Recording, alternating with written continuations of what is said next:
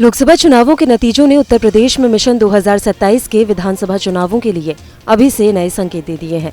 Samajwadi party के जातीय समीकरण का गुणागणित अगर यूं ही बना रहा तो 3 साल बाद होने वाले विधानसभा चुनावों के लिए भारतीय जनता पार्टी के लिए बड़ा संकेत है। अव्वल तो उसे अपने संगठन को चाक चौबंद करना होगा। वहीं पूर्वांचल से लेकर पश्चिमी उत्तर प्रदेश तक जातीय समीकरण बिठाना कठिन चुनौती होगी।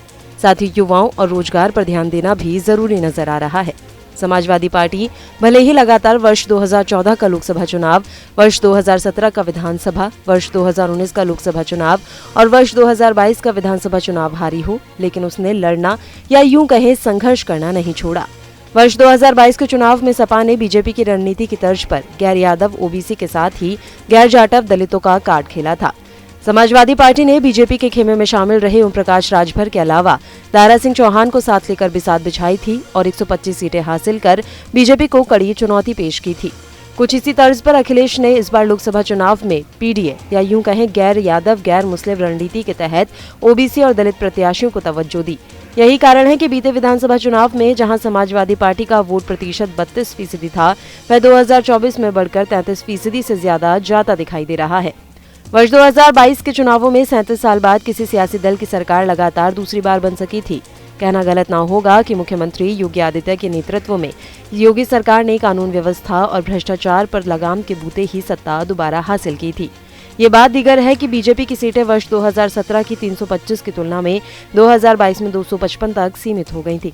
बीजेपी संगठन ने बीते विधानसभा चुनावों में जातीय गुणागणित बिठाते हुए कुर्मी समाज के भी 2 दर्जन से अधिक प्रत्याशियों को टिकट दिया था। वहीं निषाद पार्टी 6 और कुर्मियों की राजनीति करने वाले अपना दल के 12 प्रत्याशी जीते थे। बीजेपी ने गैर जाटव वोट बैंक के समीकरण को भी बखूबी साधा था।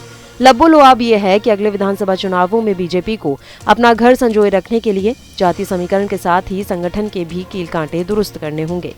अयोध्या में राम मंदिर निर्माण को भुनाने की कोशिश में भारतीय जनता पार्टी ने कोई कसर नहीं छोड़ी थी। पार्टी ने कई बार इसे मुद्दा बनाने की कोशिश की, लेकिन सपा के जातीय गणित के आगे ये कार्ड नहीं चल सका।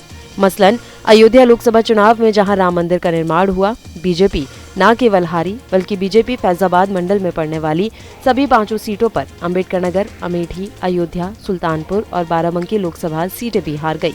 अब प्रदेश में बीजेपी को मंथन करने की जरूरत है। चुनाव के वक्त और उससे पहले प्रदेश में अपने लॉ एंड ऑर्डर की बखान करते नहीं थकने वाली बीजेपी इस चुनाव में इस मुद्दे को भुनाने में कामयाब नहीं रही। इस चुनाव में राम मंदिर और काशी कॉरिडोर का मुद्दा भी पहले की तरह बीजेपी नहीं भुना पाई।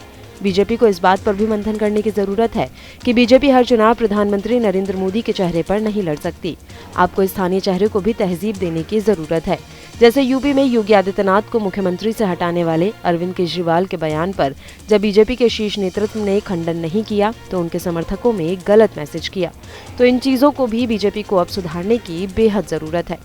आपको हमारा ये वीडियो कैसा लगा हमें कमेंट बॉक्स में जरूर बताएं। देश दुनिया की तमाम और यूपी उत्तराखंड की हर छोटी बड़ी खबरों के लिए न्यूज़ स्टेट चैनल को सब्सक्राइब करना ना भूलें।